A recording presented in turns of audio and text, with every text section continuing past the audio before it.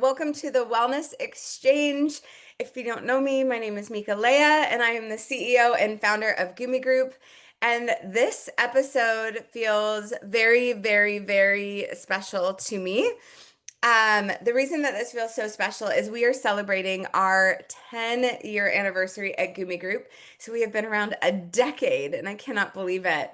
So this had me thinking when we were thinking about the Wellness Exchange to celebrate our 10-year anniversary.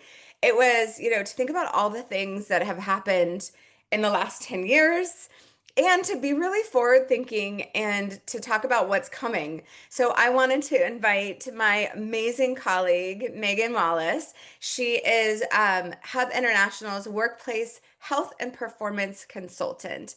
And Megan and I have been working for a solid 8, 9 years. We were doing the math before Yeah. this.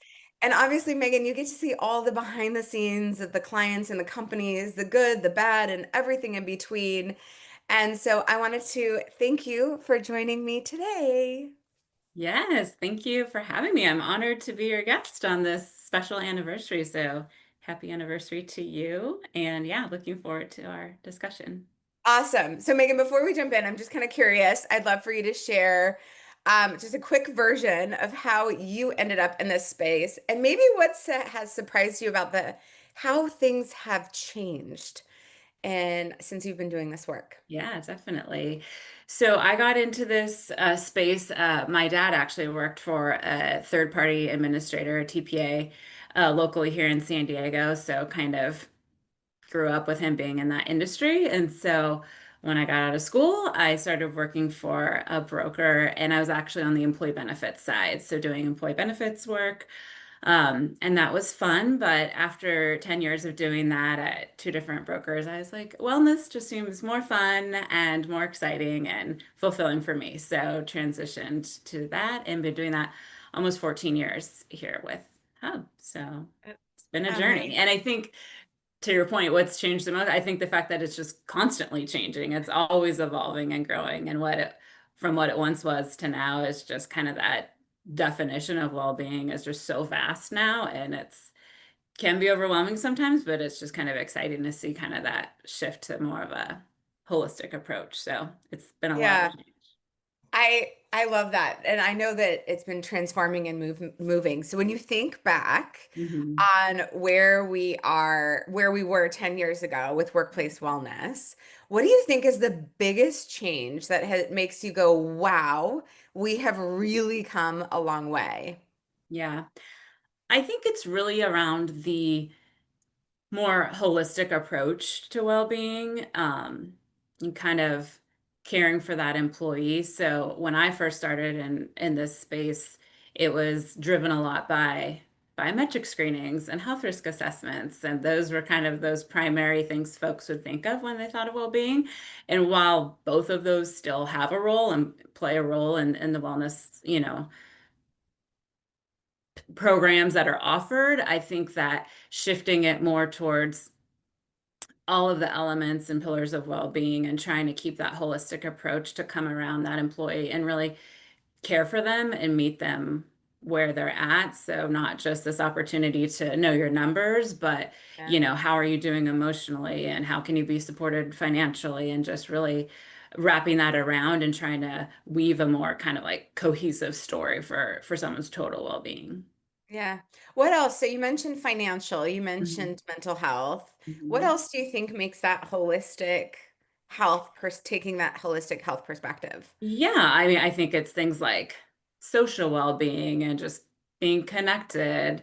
And obviously the physical still, plays a role. So there's great things to be said for, the step challenges and making it fun and interactive, but just also trying to take time to look at other components, related to it. Sometimes when folks are stressed over financial needs, they're not really highly motivated to make other healthy behavior changes. So just being mindful of kind of everyone's at a different point in their own well-being journey. And so I think sometimes giving them choice and variety and kind of focusing on what's most important to them, Yeah. wherever they're at. Yeah. I like how you said social connection because I think that's something that we kind of forget in the holistic health. Like you could be financially well off, but you could also be very lonely and Hmm. feel unconnected. And I think the workspace is also one of those places that um, allows you to connect with others, allows you, like, that workplace is necessary and that's where we spend most of our time. So the fact that workplaces are actually giving these opportunities to their employees is so needed for sure. And so moving to the next stage, we've all seen those wellness programs launch with like great fanfare and all the good stuff, and then just crickets in terms of engagement. So, from your experience working with all the amazing companies that you do, what do you think actually works versus what just sounds good, like in a boardroom when you're presenting it to your CEO and CFO? Yes, it's true. Everyone gets all excited in the beginning, which is great. But yeah, how do you keep that going? And then everyone's like, "Well, that was fun. Now what?" So I do really think one of the best practices is around that leadership buy-in. I feel like we say it a lot, but it really is important because without that, programs do kind of fall flat after a while. So to help maintain momentum and align it back to company objectives, I think that's really important. And just having a healthy workplace culture in general is a great place to be starting from, because you can launch all these things and initiatives, but if perhaps management isn't supportive or just the environment isn't conducive to actually support these different wellness programs you're bringing Yeah, in, then it's also going to fall flat or not, be able to be sustained over time. Um, I think that just knowing it's a long-term commitment and that there's going to be ebbs and flows in the program. So, yeah, people are going to be excited when there's more going on, and there might be pauses, but not to be discouraged by that. And I think it's about refining your program at each yeah, opportunity. So actually pausing to reflect, like what worked well, what didn't. Are participants getting that feedback directly from your employees or yeah, the participants in your program and hearing from them? What are yeah, you liking? What are you not liking? And then just adjusting and modifying. And hopefully with those tweaks, you can keep people interested. But it is a challenge. It's hard to make the perfect program for everybody and keep all the momentum. But, even like we mentioned, just that social connection and keeping it positive and light, it doesn't always have to require a significant investment to yeah, keep energy up. And I think sometimes too, just the element of peer support or things like a wellness committee, those members are great ways to kind of have your own internal cheerleaders for a program without it all falling on HR and kind of help drive that enthusiasm. yeah. One of the things I want to go back to what you were saying about leadership. One of the things that you and I were talking about in like our pre-call was Yeah. we are huge fans at Goomi Group of involving management. And for all of you listening out there, it can be free. Like it doesn't cost anything. And one of the tips and tricks that I like to share with our clients and our partners is that one of the things you can do is find somebody in leadership that is passionate about, and this is how, Megan, to your point, what we were saying about like how do you get it, the important part is getting leadership involved, and the question becomes how do you get leadership involved. And I think the answer to that is asking leadership to take ownership of something that you're hosting. So if you're hosting a meditation, find somebody in leadership that's really passionate about having meditation in the office and getting them to spend 5 minutes before the actual class. Let's say you're hosting a meditation class, uh, that leader actually comes on and says, hey, I'm Joe, this is why I like leadership, or this is who I am in leadership, and this is why I like meditation, and this is how it helps me. And one, it relates it to everybody in the company, but two, everybody who works for Joe in leadership is going to also want to attend. And most importantly, Joe is giving permission to everybody in the office to attend as a like because people see leadership and they follow along. So I think that that's a really, really key thing. And we are always encouraging our clients to do that. It actually came up in a meeting earlier this week. So I love that. And I think you're right that consistency is key and things are going to ebb and flow. And as that happens, it's really important to refine. And one of the things that, again, is a really simple it doesn't cost any money is surveys and asking, sending out surveys, Survey Monkey or whatever other platform you use, even if it's just a Slack channel, to be Hmm. asking for that feedback to see what's really working for these employees and giving them the opportunity to say, if you're offering all nutritional content, for them to say, actually, I want something in that financial space, or I want something in social connection, or maybe they just want, leadership training or leadership management. So Hmm. I think that that's really, really important. And I love that you said that. And then pausing to reflect is always really important. Taking that pause to say, okay, what is working with the team? What's not? Why isn't Yeah, it? definitely. Pausing is the hardest thing. I think that's why meditation is so big in my life. Right. Okay, so let's talk about this like crystal ball for a minute. So we've talked about kind of what we've done in the past, where the future is with the holistic, or where things have gone and changed in the last 10 years with Mhm. going from like the biometrics to the holistic. And so now I want to talk about the future. And looking ahead, what's coming down in the pipeline that you think HR leaders should really get ready for? Like, what should they be thinking about now for the next few years to stay ahead of the curve and to stay ahead of the industry? Yeah, I feel like there's a lot in this space that's coming, and I think a lot of it's kind of sort of already here, but just how big it can become, or just that it's going to be a growing need over time. I think there's a few, definitely caregiving and this sandwich generation. I think caregiving, I've seen it with my clients the last few years. It's definitely a priority. Many have begun to, implement solutions and vendors to support with that. But the sandwich generation and just what's coming with caring for aging parents and children, this is so much more than just, backup care for a child.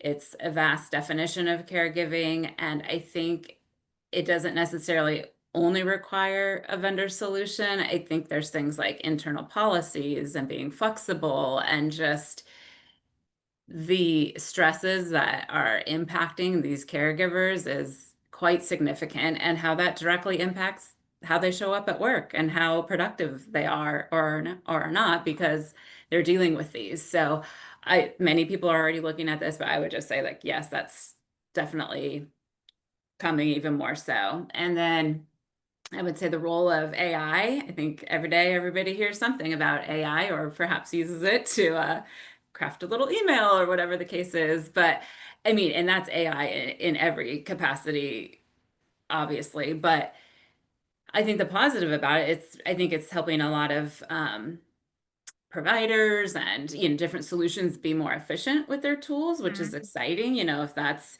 freeing up, rather than taking notes, they have more time with their patient. That's a wonderful thing. But also, you know everyone's kind of hesitant on how it's all going to play out, and just the need for human touch, human oversight. And so I think it will be interesting to see kind of what develops in all these different areas. um, Another one I think is women's health. We've seen this a lot lately. A lot of the vendors are expanding from just kind of an infertility focus, which has been prevalent the last few years, but you know, menopause, everything in between, that whole span, for women's healthcare. So that Yeah, is really coming top of mind. The women who are impacted are here in the workplace and dealing with a lot of this. So I think having those mhm. solutions and more about that. And then I would say GLP-1s, if you haven't already heard it every day. That space and just the impact, whether it be the impact to clients' medical plans or just how it's advancing or changing, or there's just so much is going on in that space too. So those are some of the ones I feel like are either here now and are going to continue to come. Yeah. And I think for us, one of the things that we've seen too is we've had some conversations, we've had some educational seminars at Goomi Group around the caregiving, Hmm. um, but it hasn't picked up as much as we've seen for the women's health. The women's health, we have seen huge conversations around that, and we're doing a lot in the educational space, and we're getting what we see on our end at Goomi is that we see the requests coming in. And I Hmm. think it's so great. I think because, you when we think of mental health, and you and I had this Hmm. conversation Yeah. before, which is mental health used to be something that was quiet and kind of tucked under the rug. And now everybody's talking about it, and there's no, and it's out in the open, and there's no shame around it. And I think that what I love seeing too, and what I am seeing too in that trend is the women's health and talking about menopause and talking about perimenopause and that support that goes with the women's health. And then obviously we are seeing a lot in the nutrition space Yeah. of people with the GLP-1s and the weight management and how do we have conversations to help people around the GLP-1s? Because again, Hmm. there's a lot of people that do need it, and there shouldn't be any shame in that. And then also around weight management, around how it's holistic too, right? Like when you think Hmm. about the GLP-1s, it's not just the medicine that's going to help you get there. You need to learn the habits, and you need to learn Hmm. what to do and how to keep it off and how to live healthy and how to start exercising. And maybe when you lose the weight, you can start doing that. So what I love about all of those is it is kind of looking at one thing, but you can start seeing that bubble out from there. Hmm. Yeah. And that's where we bring it to the forefront in the industry, and I can see that happening too. And I'm kind of curious, how have you seen AI? I just want to pause for a second because we are talking about the future, and I'm a big nerd when it comes to AI. I try them all. I love them. I use it. I dance with it. I use it as my, I like to, my, one of our CTO says she dances with it. And I was like, I love that analogy. So I like to dance with it, but I also like to use it as, my colleague and ask it questions. How have you seen it presented in the health and wellness space that you're like, that is a really cool idea? Well, I mean, I've seen it in the mental health space kind of take that role of therapist almost, which I think is interesting.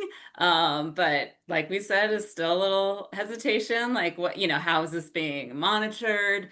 But I think the fact that, someone could potentially be like getting some appropriate help, if that's designed in the right way. I mean, that's always great when it can be helping someone. And then I think it's just been interesting to see all of these point solutions kind of starting to integrate it in different ways, whether it's how they're teeing up solutions more quickly, driving them to better healthy behaviors. So it's constantly evolving, and it's interesting to try to stay on top of how it Yeah. continues to develop. Yeah. And we're exploring it obviously too at Goomi Group. We've got it on the product roadmap and it's going to be coming soon. And I'm really excited to be sharing that. And we're looking at it ways that we can help people with the right content, right? Mhm. Instead of going out there and not sure whether the content that you're getting is trustworthy. So using it with our doctors and our nurses and our registered dietitians and our therapists, our psychologists and Yeah. And I think a theme in general that I've seen, as we're talking about the evolution of well-being, just yeah, this personalization and like making individuals feel like, okay, this is for me. This wasn't just a blanket, theme that this is truly applying to me where I'm at right now. And so I think if that can play into that and make it feel like, oh, this is exactly the kind of support I need or the information I want, then that yeah, makes it, very beneficial. yeah. And I think that personalization is key. And that's like the easiest thing that we've found that we can turn on is how do we get our content to be more personalized? So if somebody is looking at the mental health space, how do we personalize that more for them? Or if they're wanting a Mhm. physical journey, how do we personalize that more? So definitely. Okay, so I think we have like time for like one more question. And we were talking about the mental health space and the AI around that. So I want to ask the question because the whole conversation around mental health, as we just discussed, has completely shifted in the last few years. And it really is night and day from where it was 5 years ago. So, how has that changed what you're seeing companies actually do different in the mental health space with wellness? Mhm. And like moving it, like, has it moved beyond just the check mark of oh, we're checking mental health, or is it still kind of like the lip service, like, we've got this? And I hope it's moved past check the box. I mean, I feel like when employers are kind of shifting to more of a standalone solution or a very elevated EAP and they're making that investment, I feel like, that's one way to kind of move beyond checking the box. But I also think the work has to be done on the front end as well. And like taking that we talked about earlier, like pausing and assessing, like figure out what you're offering for your mental well-being support right now and where are there gaps and how do you fill those gaps, because like we said earlier, it's not always just putting it, a vendor isn't always the solution for everything. Like what are your internal policies, like is it the time off, is it how managers are trained? I've seen a lot of an increase in kind of mental health first aid trainings, manager trainings. Managers are very overwhelmed, and how are they equipped to help an employee? Like they're not necessarily trained to recognize when an employee is overwhelmed or stressed, or perhaps there's an issue. And so Yeah. if you train them on like how to recognize that in the midst of doing their job, like hopefully they would be a helpful partner for that individual to, get the help they need. So I've seen more around trainings. And I think just folks that move beyond, okay, it's May, Mental Health Awareness Month. Let's send out all the emails and links to all the tools, which is not a bad thing. That's great, but truly kind of weaving that throughout the year into all of your initiatives. So, having the mental health component in your challenge, bringing a mindfulness practice throughout the year, not just, for 3 weeks in May. So I think making it very consistent is helpful, training the Yeah. managers. There's tools like the mental health index or a lot of these, vendors in this space, in the mental health space, do have assessments. So you can kind of, I mean, Yeah. it's an overwhelming task to kind of do that inventory and do that exercise, but I think it's helpful to get you where you need to be and to help employees feel like, okay, my employer truly cares. They're not just checking a box. Yeah. And Yeah, it's really building that culture, yeah, right? The culture of wellness. And I think we talk about it and it seems so abstract when you say culture of wellness. But I think the easy way, as you said, is like, how do you weave it into everything that you do? And it could be something as simple as we have one of our clients. She has the best out of office, and it is always something around like her out of office email is always something around like, our company supports, health and mental wellness, and I'm going to be on a vacation sipping a whatever she's sipping. And it's really clever, but you get the feel that like if she's the head of HR yes, and benefits and yes. she's sending that out, then clearly the culture is there.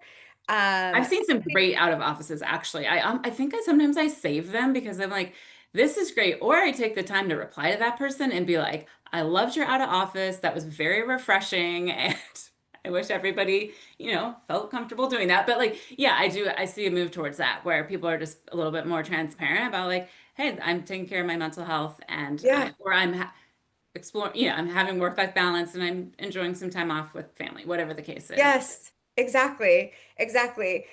So I think the consistency helps with the culture. And the other thing that we have, and I think consistency is key. And I think consistency is key to getting the engagement up. Just okay, I said that was the last question, but I do want to ask you this because we were talking about consistency. So when we think about consistency is great, but you also want people to, and consistency helps with engagement. What else do you think is that secret sauce around employee engagement? Have you seen anything that you're like, this really works to help employees engage with the workplace wellness programs? I mean, I think just giving them that voice. So, maybe they're joining the wellness committee and like helping drive initiatives that are important to them. But, well, we've talked about it already. I think asking them and providing choice so that it's not forced. But Yeah. like we said, engagement's going to go up and down. So just being agile and adapting and letting people step up and lead where they lead. You gave the example of, the management perhaps, kicking off a certain session. If that's Yeah. overwhelming for one person in leadership to kind of be, an executive sponsor, then divide it up quarterly and get 4 different people to be doing that. You know, just making it feel safe to explore your well-being and, participate. And I don't know if there was a secret sauce, I think everyone would be doing this perfectly, but we're all learning and we keep, Yeah. you know, learning lessons along the way. For sure. One of the lessons that we've learned is, like I said, consistency and also that flexibility. So you said be agile, and I think that that's really important for everybody here today, is that no one program is going to be perfect for the long term, and you do need to be agile. And fun little note, Gumi translates to rubber band, so we are literally flexible as in our name. Um, so we see that being flexible and changing things as they go along is really key. And what you were saying was important to note too, is that taking that time to pause, asking for feedback will also help take you to that next level and open up, unlock whatever that next piece of wellness that your team wants to engage with, right? Mhm. So being flexible and opening, unlocking those different doors as the team is ready. We had a great example was we had a school district in Southern California that started with only educational seminars. And then when COVID hit, we had to pivot really fast because they were like, we are so overwhelmed, teachers, staff, everybody.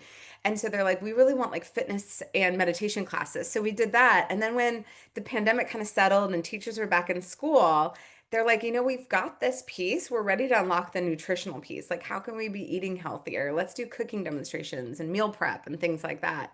And I think it was what was really special about the school system was they were pausing and asking for feedback from the staff and the Mhm. teachers. And so Yeah. that's a really great example. Okay, so we are almost at the mark. So I know we're at our 30 That was minutes. fast. I know it goes so fast, but it's so fun too. And I think there were a lot of really good nuggets here, of information.